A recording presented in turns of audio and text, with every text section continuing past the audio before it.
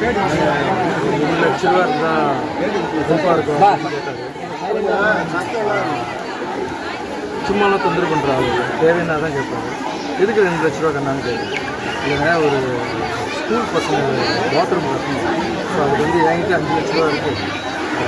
இது மேலே ஷீட் போட்டு கொடுக்கலாம், நீங்கள் ஒரு 2,00,000 கொடுத்தா நல்லாயிருக்கும். ஷீட் எதுக்கு தளம் போட்டால் எவ்வளோ ஆகும்னு கேட்குறேன். இல்லைன்னா அது 5,00,000 வந்து கொஞ்சம் தங்கிட்டேன்னு சொன்னாங்க.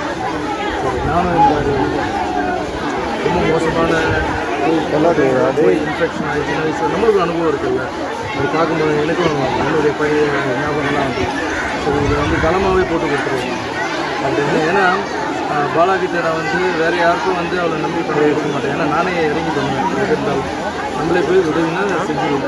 இப்போ நம்பி கொடுக்குறேன்னா அது வந்து பாலா.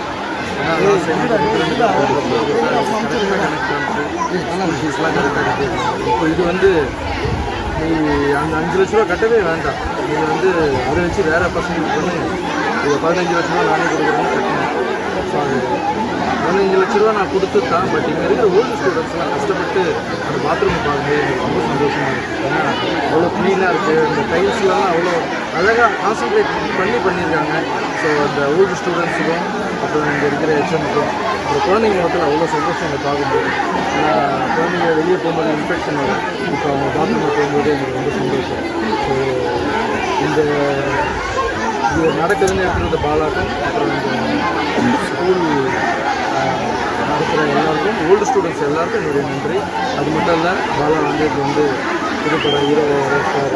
ஸோ உங்களுடைய ஆசீர்வாதம் அந்த படத்தில் வேணும். நிறைய ப்ரொமோஷன்லாம் இருக்குது, நிறைய பேசுகிறேன். பத்திரிகையாளர் இருக்குது. நீங்கள் நன்றி தெரிவிச்சுக்கிறேன்.